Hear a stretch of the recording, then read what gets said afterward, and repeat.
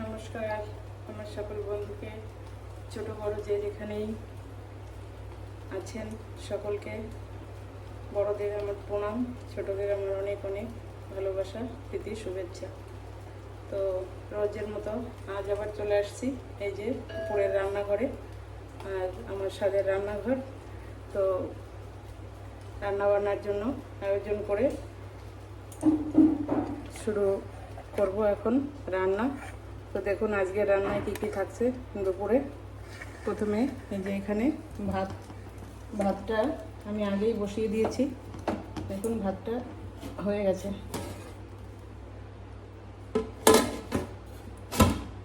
আর এখানে এই যে মোটামুটি গুছিয়ে নিয়েছি রান্নার জন্য আয়োজন। তো আজকে রান্নায় থাকছে কচুর শাক, মাছের মাথা দিয়ে শাক ভাজা, করলার আলুর তরকারি মাছ দিয়ে, আর একটা থাকবে কপি আলু তরকারি মাছ দিয়ে।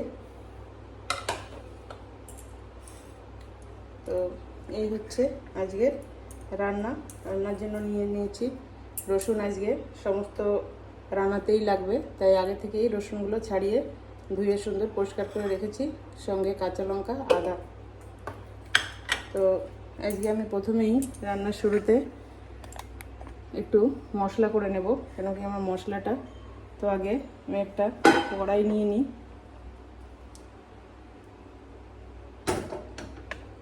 কড়াইটা বসিয়ে দিয়েছি। তো আজকে আমি আগে একটু মশলা ভেজে নেব।